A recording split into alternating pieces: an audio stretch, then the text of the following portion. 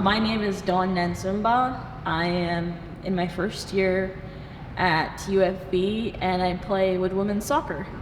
Foregoing your subconscious biases is a great place to start because sometimes you do have conversations with people and they say, oh, you speak great English, or like you don't speak in slang. And it's like, I think we need to like look at people for the individual and not based on the color of their skin, and profile them with certain things, because I know I have had people tell me that because I'm said color, I'm really fast and I should play a certain position, or I think things like that. Really, it's like, it's profiling, but it's not explicit racism, but it does make you feel like if that's not really who you are, like if you're not fast and you're not whatever, it's hard to like take in because you feel like you're not living up to what you're supposed to be, because there's an image of what you're supposed to be. Someone approached me in the halls and asked me if I played on the basketball team, and I said yes. And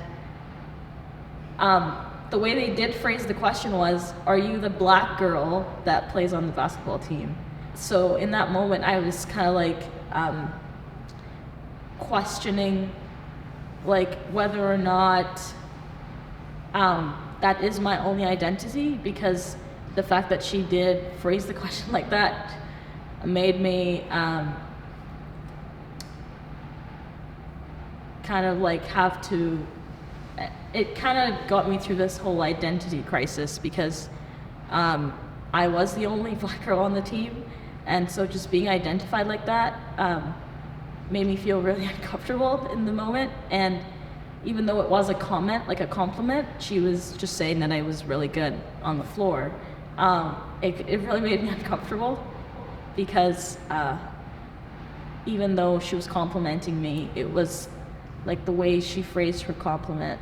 I feel like there was a better way to phrase it, but I think now looking back at it, I would have been more comfortable in the situation if I had really like embraced who I am. And I feel like that's a lot of talking to a few people, that's sometimes something we struggle with, is embracing who we are, because there's sometimes this stereotypical kind of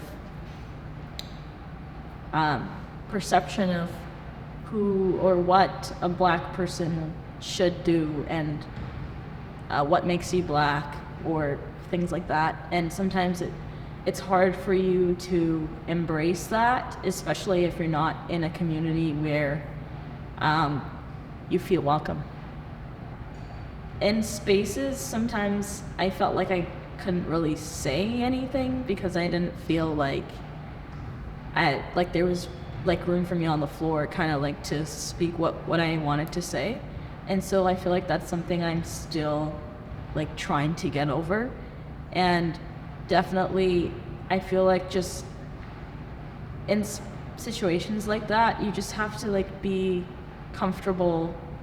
It's easier said than done, but like you have to be comfortable in your own skin, and you don't have to conform, and you don't have to do certain things because everyone else does it.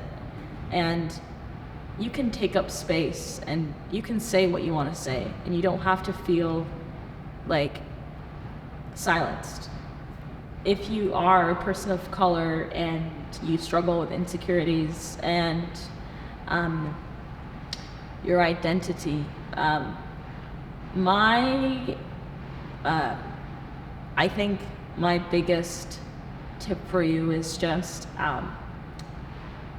take up space, and you don't need to conform.